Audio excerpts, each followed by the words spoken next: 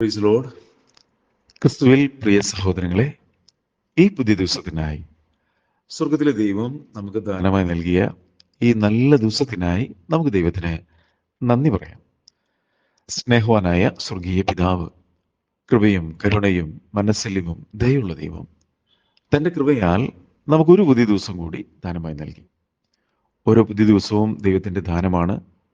ഓരോ ദിവസവും നാം സ്വസ്ഥതയും സമാധാനവും സന്തോഷവും അനുഭവിച്ചുകൊണ്ട് ജീവിക്കണമെന്ന് ദൈവം നമ്മെക്കുറിച്ച് ആഗ്രഹിക്കുന്നു. മാത്രമല്ല, ഈ ജീവിതയാത്രയിൽ ദൈവം നമ്മെ സൃഷ്ടിച്ച് അതിശയവും ഭയങ്കരമായി സൃഷ്ടിച്ച് ഈ ഭൂമിയിലാക്കിയിരിക്കുന്നതിൻ്റെ ഉദ്ദേശം എന്താണെന്ന് മനസ്സിലാക്കി അതിനൊത്തോണം നാം ജീവിതത്തെ ക്രമപ്പെടുത്തണം.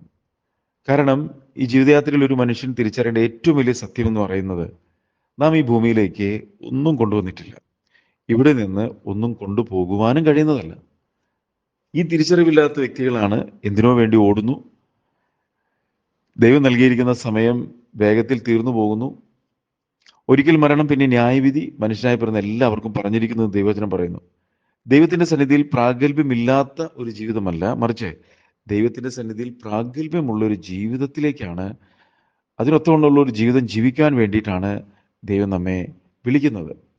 ഈ ജീവിതയാത്രയിൽ സ്നേഹവാനായ നമ്മെ സൃഷ്ടിച്ച സൃഷ്ടാവാൻ ദൈവത്തെ തിരിച്ചറിയുവാനായിട്ട് വിവിധ സാഹചര്യങ്ങളിൽ കൂടി ദൈവം നമുക്ക് വഴി തുറക്കുമ്പോൾ അത് മനസ്സിലാക്കി അതിനൊത്തവണ്ണം ജീവിതത്തെ ക്രമപ്പെടുത്തുവാനും പാപത്തിന് ശിക്ഷയായ മരണത്തിൽ നിന്നും നമ്മെ രക്ഷിച്ച ദൈവത്തിൻ്റെ സ്നേഹത്തെ തിരിച്ചറിഞ്ഞുകൊണ്ട് നമ്മളുടെ ജീവിതവും പൂർണ്ണമായി ദൈവകരങ്ങളിൽ സമർപ്പിച്ചുകൊണ്ട് ദൈവഹിതത്തിനൊത്തവണ്ണം ജീവിതത്തെ ക്രമപ്പെടുത്തുന്ന ജ്ഞാനമുള്ള വ്യക്തിത്വങ്ങളായി നാം ഓരോരുത്തരും തീരണമെന്ന് ദൈവം നമ്മെക്കുറിച്ച് ആഗ്രഹിക്കുന്നു. ലോകവും അതിൻ്റെ മോഹം എല്ലാം ഒഴിഞ്ഞു പോകുന്നു, ദൈവേഷ്ടം ചെയ്യുന്നവനോ എന്നേക്കും ജീവിക്കുന്നു എന്ന് ദൈവവചനം നമ്മെ ഓർമ്മപ്പെടുത്തുന്നു. അപ്പോൾ നമ്മളുടെ ഇഷ്ടത്തിൽ ജീവിക്കാൻ വേണ്ടിയിട്ടല്ല ദൈവം നമ്മെ അതിശയം ഭയങ്കരമായി സൃഷ്ടിച്ച് ഈ ഭൂമിയിലാക്കിയിരിക്കുന്നത്, ദൈവത്തിൻ്റെ ഇഷ്ടം ചെയ്യുവാൻ വേണ്ടിയാണ്. ദൈവവചനം വ്യക്തമായി നമ്മെ ഓർമ്മപ്പെടുത്തുന്നു, ദൈവത്തിൻ്റെ ഇഷ്ടമോ നമ്മുടെ ശുദ്ധീകരണം തന്നെ.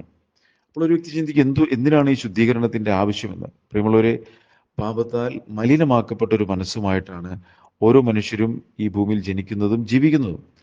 എന്നാൽ ജീവിതയാത്രയിൽ സ്നേഹമായ, സത്യമായ, വെളിച്ചമായ, ജീവനായ യേശുവിനെ തിരിച്ചറിയുവാനായിട്ടൊരു ഭാഗ്യം ലഭിക്കുമ്പോൾ അവിടെയാണ് നമ്മളിൽ മറഞ്ഞു കിടക്കുന്ന മലിനതകൾ അത് എത്രമാത്രം അധികവും വലുതുമാണ് എന്ന് തിരിച്ചറിയുന്നതും. നമ്മെ തന്നെ ദൈവകരങ്ങളിലേക്ക് സമർപ്പിക്കുമ്പോൾ പാപത്തിൻ്റെ എല്ലാ കറകളെയും കഴുകിക്കളഞ്ഞ് ദൈവഹിതത്തിനൊത്തവണ്ണം നമ്മെ ഒരുക്കിയെടുക്കുന്ന ദൈവപ്രവൃത്തി നമ്മളിൽ ആരംഭിക്കുന്നതും. അതുകൊണ്ട് ദൈവജനം പറയും, നമ്മൾ നല്ല പ്രവൃത്തി ആരംഭിച്ചവൻ ക്രിസ്തു യേശുവിൻ്റെ നാളോളം അതിനെത്തിക്കും എന്ന് പറഞ്ഞാൽ നമ്മളുടെ ജീവിതയാത്ര നിലനിൽക്കുന്ന നിത്യതയിലാക്കിയിട്ടാണ്. നശിച്ചു പോകാത്തതും നിലനിൽക്കുന്നതുമായിട്ടുള്ള നിത്യത, ഒരു നിത്യഭവനം ദൈവം നമുക്കായിട്ട് ഒരുക്കിയിരിക്കുന്നു. ആ നിത്യതയിലേക്ക് ഓരോ ദിവസവും ദൈവത്തോടു കൂടെ വസിക്കുന്ന ജീവിതത്തിലേക്കാണ് ദൈവം നമ്മെ വിളിക്കുന്നത്. നമ്മുടെ ജീവിതത്തിൽ നമ്മൾ അഭിമുഖീകരിക്കുന്ന ഓരോ സാഹചര്യങ്ങളും ആ നിത്യതയിൽ നിത്യനായ ദൈവത്തോടു കൂടെ വസിക്കുന്ന ഒരളവിലേക്ക് നമ്മളെ ഒരുക്കുകയാണ് ചെയ്യുന്നത്.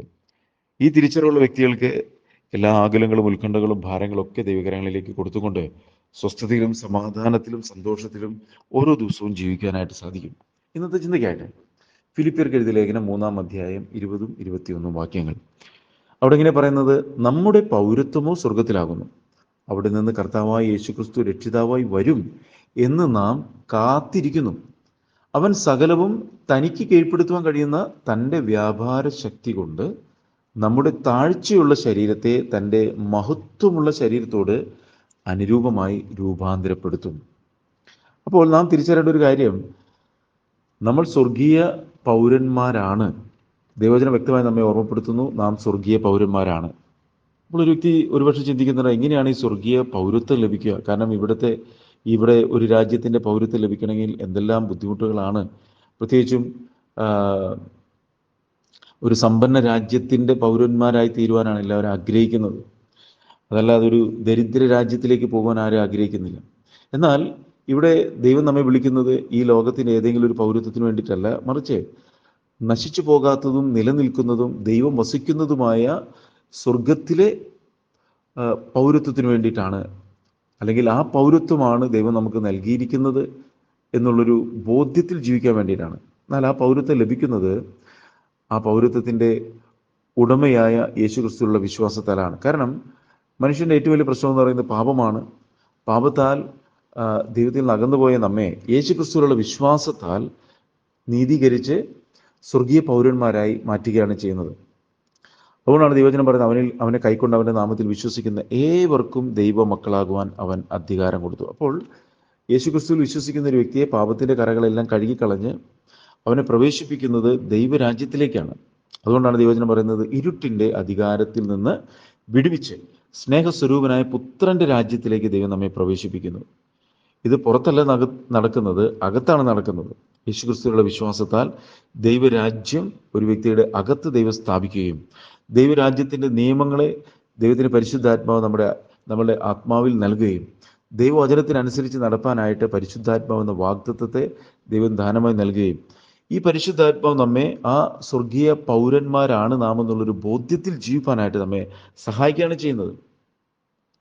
ആ ദൈവരാജ്യത്തിൻ്റെ നിയമങ്ങൾ എന്താണെന്ന് ദൈവവചനം നമുക്ക് വെളിപ്പെടുത്തി തരുമ്പോൾ നമ്മളിപ്പോൾ ആയിരിക്കുന്ന ഈ ഇരുട്ടിൻ്റെ അധികാരത്തിൽ നിന്നും നാം കേട്ടതും കണ്ടതും പഠിച്ചതുമായിട്ടുള്ള എല്ലാ കാര്യങ്ങളും നമ്മുടെ മനസ്സിൽ കിടക്കുന്നു. അതിനെല്ലാം ദൈവവചനത്തിൻ്റെ അനുസരണത്തിൽ കൂടി നീക്കിക്കളഞ്ഞ് ദൈവരാജ്യത്തിൻ്റെ നിയമങ്ങൾക്കൊത്തവണ്ണമുള്ള ഒരു ജീവിതത്തിലേക്ക് ദൈവത്തിൻ്റെ പരിശുദ്ധാത്മാവ് നമ്മെ നയിക്കുകയും നമ്മൾ ആ രാജ്യത്തിൻ്റെ പൗരത്വത്തിന് ഒത്തവണ്ണമുള്ള ഒരു ജീവിതത്തിനായി ഒരുങ്ങുകയാണ് ചെയ്യുന്നത്. അതുകൊണ്ടാണ് ഇവിടെ പറയുന്നത്, നമ്മുടെ പൗരത്വമോ സ്വർഗത്തിൽ അത്രയാകുന്നു. മാത്രമല്ല അവിടെ നിന്ന് കർത്താവായ യേശുക്രിസ്തു രക്ഷിതാവായി വരുമെന്ന് നാം കാത്തിരിക്കുന്നു. അപ്പോൾ യേശു കർത്താവിൻ്റെ വരവ് ഏറ്റവും അടുത്തിരിക്കുന്ന ഒരു കാലയളവിലാണ് നാം ജീവിക്കുന്നത്. നമ്മുടെ ഉത്തരവാദിത്തമാണ് തലകളെ ഉയർത്തി നോക്കി കർത്താവിൻ്റെ വരവിനായി ഒരുങ്ങി കാത്തിരിക്കുക എന്നുള്ളത്. യേശു കർത്താവ് ഇങ്ങനെ പറഞ്ഞു, എൻ്റെ കർത്താവേ കർത്താവേ എന്ന് വിളിക്കുന്ന ഏവനുമല്ല, എൻ്റെ സ്വർഗസ്ഥനായ പിതാവിൻ്റെ ഇഷ്ടം ചെയ്യുന്നവനത്രേ ദൈവരാജ്യത്തിൽ പ്രവേശിക്കുന്നു. അങ്ങനെയെങ്കിൽ ദൈവവചനത്തിലേക്ക് നോക്കി ദൈവത്തിൻ്റെ ഇഷ്ടം എന്താണെന്ന് മനസ്സിലാക്കി അതിലൊത്തവണ്ണം ജീവിതത്തെ ക്രമപ്പെടുത്തുന്ന വ്യക്തികളായി നാം തീരണമെന്നും ദൈവം നമ്മെക്കുറിച്ച് ആഗ്രഹിക്കും. തുടർന്ന് പറയാണ്, അവിടെ നിന്നും കർത്താവായി യേശുക്രിസ്തു രക്ഷിതാവായി വരുമെന്ന് നാം കാത്തിരിക്കുന്നു. മാത്രമല്ല അവൻ സകലവും തനിക്ക് കീഴ്പ്പെടുത്തുവാൻ കഴിയുന്ന തൻ്റെ വ്യാപാര ശക്തി കൊണ്ട്. അപ്പോൾ ദൈവത്തിൻ്റെ ശക്തിയെക്കുറിച്ച് പറയുകയാണ്. ദൈവത്തിൻ്റെ അത്യന്തം ശക്തി എന്ന് പറയുന്നത് ഈ ദ്രവത്വമുള്ള ശരീരത്തെ അദ്രവത്വത്തിലേക്ക് നമ്മളെ ഒരുക്കുകയാണ് ചെയ്യുന്നത്. എന്ന് പറഞ്ഞാൽ യേശു ഈ ഭൂമിയിൽ ജനിച്ച് 33 വർഷം ജീവിച്ചപ്പോൾ യേശുവിനുണ്ടായിരുന്ന ശരീരമല്ല യേശു മരിച്ചു ഉയർത്തി എഴുന്നേറ്റതിന് ശേഷമുള്ള ശരീരം. അത് തേജസ്സുള്ള ശരീരമാണ്. അതുപോലുള്ളൊരു തേജസ്സുള്ള ശരീരത്തിലേക്കാണ് ദൈവത്തിൻ്റെ പരിശുദ്ധാത്മാവ് നമ്മെ ഒരുക്കിയെടുക്കുന്നത്. അതുകൊണ്ടാണ് ഇവിടെ പറയുന്നത്, അവൻ തനിക്ക് സകലവും കീഴ്പ്പെടുത്തുവാൻ കഴിയുന്ന തൻ്റെ വ്യാപാര ശക്തി കൊണ്ട് നമ്മുടെ താഴ്ചയുള്ള ശരീരത്തെ. അപ്പോൾ നമ്മളുടെ ഇന്നത്തെ ശരീരത്തിൻ്റെ പ്രത്യേകത എന്ന് പറഞ്ഞാൽ താഴ്ചയുണ്ട്, അതിന് ദ്രവത്വമുണ്ട്, അതിൽ മരണം വസിക്കുന്നുണ്ട്. എന്നാൽ യേശുക്രിസ്തുവിലുള്ള വിശ്വാസത്താൽ വീണ്ടും ജന്മം പ്രാപിച്ച ഒരു വ്യക്തിയിൽ ഉരുവായ ദൈവ മനുഷ്യൻ ദൈവവചനത്തിൻ്റെ അനുസരണത്തിൽ കൂടി ഓരോ ദിവസവും ജീവിക്കുമ്പോൾ അത് നമ്മുടെ താഴ്ചയുള്ള ശരീരത്തെ മാറ്റി തൻ്റെ മഹത്വമുള്ള ശരീരത്തോട് അനുരൂപമായി വളരുന്നൊരളവിലേക്കാണ് ഒരുക്കിയെടുക്കുന്നത്. അതുകൊണ്ടാണ് ദൈവവചനം പറയുന്നത്, നമ്മൾ ക്രിസ്തുവിൽ വളരണം, ക്രിസ്തു എന്ന തലയോളം ആയിത്തീരണം, പുത്രൻ്റെ സ്വരൂപത്തോട് അനുരൂപമാകണം, തേജസ് പ്രാപിക്കണം എന്നൊക്കെ ദൈവവചനം പറയുമ്പോൾ അത് നമ്മെ ആ പൂർണ്ണതയിലേക്കാണ് വളർത്തിയെടുക്കുന്നത്. പ്രിയമുള്ളവരെ, നമ്മെ ദൈവം സൃഷ്ടിച്ചത് നിത്യനായ ദൈവത്തോടു കൂടെ നിത്യത മുഴുവൻ നിത്യ തേജസ്സിൽ വസിക്കാൻ വേണ്ടിയിട്ടാണ്. പാപമാണ് ദൈവത്തെ തമ്മിൽ അകറ്റിയത്. എന്നാൽ യേശുക്രിസ്തുവിലുള്ള വിശ്വാസത്താൽ പാപത്തിന് ശിക്ഷയായ മരണത്തിൽ നിന്നും ദൈവം നമ്മെ നീക്കി നിലനിൽക്കുന്ന നിത്യ തേജസ്സിലേക്ക് ജീവിക്കുന്ന ഒരു അനുഭവത്തിലേക്കാണ് ദൈവം നമ്മെ നടത്തുന്നത്. ദൈവവചനത്തിൻ്റെ അനുസരണത്തിൽ കൂടി നാം ഓരോ ദിവസവും ജീവിക്കുമ്പോൾ നമ്മളുടെ ഈ ദ്രവത്വമുള്ള ശരീരം തേജസ്സുള്ളൊരു ശരീരമായി രൂപാന്തരപ്പെടുന്ന ഒരളവിലേക്ക് ഇന്ന് നമ്മുടെ സ്വഭാവമാണ് രൂപാന്തരപ്പെടുന്നത്. കർത്താവിൻ്റെ വരവെങ്കിൽ കണ്ണിമയ്ക്കുന്നതിനിടെ രൂപാന്തരപ്പെടുന്ന തേജസ്സിൻ്റെ മക്കളായി നമ്മൾ ഒരുങ്ങുവാനായി ദൈവത്തിൻ്റെ പരിശുദ്ധാത്മാവ് നമ്മെ സഹായിക്കുകയാണ് ചെയ്യുന്നത്. നിത്യനായ ദൈവത്തോടു കൂടെ നിത്യത മുഴുവൻ നിത്യ തേജസ്സിൽ വസിക്കുവാൻ വേണ്ടിയാണ് ദൈവം നമ്മെ വിളിച്ചിരിക്കുന്നത്. അതുകൊണ്ട് ഉയരത്തിലുള്ളത് കണ്ടുകൊണ്ട് അതിനൊത്തോളം ജീവിതത്തെ ക്രമപ്പെടുത്തുവാൻ ദൈവത്തിൻ്റെ പരിശുദ്ധാത്മാവ് നമ്മെ സഹായിക്കട്ടെ. നശിച്ചു പോകുന്ന ലോകത്തിൻ്റെ മോഹങ്ങൾക്കൊത്തവണ്ണമല്ല, മറിച്ച് ഈ സകല ചരാചരത്തിനെയും ഉടയവനായ ദൈവത്തോടു കൂടെ സ്വർഗത്തിലും ഭൂമിയിലും വസിക്കുന്ന തേജസ്സിൻ്റെ മക്കളായി തേജസ്സുള്ള ശരീരത്തിൽ മരണമില്ലാത്ത തേജസ്സുള്ള ശരീരത്തിൽ നിത്യത മുഴുവൻ നിത്യനായ ദൈവത്തോടു കൂടെ വസിക്കുന്ന ഒരളവിലേക്ക് ഒരുങ്ങുവാനായിട്ട് ദൈവത്തിൻ്റെ പരിശുദ്ധാത്മാവ് നമ്മെ സഹായിക്കട്ടെ. ദൈവവചനത്തിൻ്റെ അനുസരണത്തിൽ കൂടി ജീവിക്കാനായിട്ട് ദൈവത്തിൻ്റെ പരിശുദ്ധാത്മാവ് നമ്മെ സഹായിക്കട്ടെ. എന്നെ കേൾക്കുന്ന ആരെങ്കിലും ഈ ഒരു അളവിലേക്ക് ഒരുങ്ങിയിട്ടില്ലെങ്കിൽ ഒരു നിമിഷം ദൈവത്തോട് പറയാം, കർത്താവേ ഞാനൊരു പാപിയാണ്, എൻ്റെ പാപം എന്നോട് ക്ഷമിക്കണം. ദൈവത്തിൻ്റെ പരിശുദ്ധാത്മാവിനാൽ ഒരു വീണ്ടും ജനനം എൻ്റെ അകത്ത് നൽകണമേ. കർത്താവെ, അങ്ങ് എൻ്റെ പാപങ്ങൾക്ക് വേണ്ടിയാണല്ലോ കാൽവരി ക്രൂശിൽ യാഗമായി തീർന്നത്. ഞാനത് വിശ്വസിക്കുന്നു കർത്താവെ. അങ്ങയുടെ പരിശുദ്ധാത്മാവിനെ എന്നെ ജീവിപ്പിക്കുകയും ശിഷ്ടജീവിതം യേശുവെ അങ്ങയുടെ വചനത്തിനനുസരിച്ച് ജീവിപ്പാൻ എന്നെ സഹായിക്കുകയും ചെയ്യണമേ എന്നൊരു വ്യക്തി ഹൃദയപൂർവ്വം പ്രാർത്ഥിച്ചാൽ ദൈവത്തിൻ്റെ പരിശുദ്ധാത്മാവിനാൽ ഒരു വീണ്ടും ജനനം ഉണ്ടാകുകയും പാപത്തിൻ്റെ ശിക്ഷയായ മരണത്തിൽ നിന്നും ദൈവം വിടുവിക്കുകയും ദൈവവചനത്തിന് അനുസരണത്തിൽ കൂടി നമ്മെ വഴി നടത്തുവാൻ ദൈവത്തിൻ്റെ പരിശുദ്ധാത്മ നമ്മുടെ ആത്മാവിലേക്ക് വരികയും ആ വ്യക്തിയുടെ ജീവിതം സമൂലമായി മാറുകയും ചെയ്യും. അതുകൊണ്ട് ഈ ഒരളവിൽ ജീവിക്കാനായിട്ട് ദൈവം നമ്മെ സഹായിക്കട്ടെ. പ്രാർത്ഥിക്കാം. കർത്താവ് സ്വർഗ്ഗസ്ഥ പിതാവേ, അളവറ്റ കൃപയും സ്നേഹം ഞങ്ങളുടെ മേൽ പകരുന്ന ദൈവമേ, അങ്ങയുടെ വരവേറ്റു അടുത്തിരിക്കുന്ന ഈ കാലയളവിൽ ഞങ്ങൾ ജീവിക്കുമ്പോൾ അങ്ങയുടെ വചനപ്രകാരം ജീവിപ്പാൻ തക്കവണ്ണം ആ ശേഷിപ്പായ ഒരു ചെറിയ ശേഷിപ്പുണ്ട് എന്ന് ഞങ്ങളുടെ വചനം പറയുമ്പോൾ ആ ശേഷിപ്പിൽ തന്നെ ഉള്ള വ്യക്തിത്വങ്ങളായി ഞങ്ങളെ ഓരോരുത്തരെയും ഈ ശബ്ദങ്ങളിൽ നിന്ന് ഓരോ മക്കളെ അങ്ങ് മാറ്റണമേ എന്ന് പ്രാർത്ഥിക്കുന്നു. നശിച്ചു പോകുന്ന ലോകത്തിൻ്റെ മോഹങ്ങൾക്കൊത്തോണം ജീവിക്കുവാനല്ല, നിലനിൽക്കുന്ന നിത്യതയിലാക്കി ജീവിപ്പാൻ ഈ ശബ്ദങ്ങൾക്ക് എല്ലാവരും അങ്ങ് സഹായിക്കണമേ. ഓരോ ഭവനങ്ങളും സ്വർഗീയ ഭവനങ്ങളായി തീരുവാൻ കർത്താവ് സഹായിക്കണം. ഭവനങ്ങളിൽ സ്വസ്ഥതയും സമാധാനവും സന്തോഷവും ഉണ്ടാവട്ടെ കർത്താവ്. ചിന്തിരിപ്പുകളും ഭിന്നിപ്പും കലക്കവും വഴക്കും പിണക്കവും അസൂയും എല്ലാം മാറി പിതാവും പുത്രനും പരിശുദ്ധാത്മാവും ഒന്നായിരിക്കുന്നത് പോലെ ഭാര്യപത്രബന്ധം ആയിരിക്കാൻ, കുടുംബങ്ങൾ ആയിരിക്കാൻ കർത്താവിൻ്റെ പരിശുദ്ധാത്മ എല്ലാവരും സഹായിക്കണം. ആവശ്യങ്ങളിൽ കരം കൂടിയിരിക്കണം.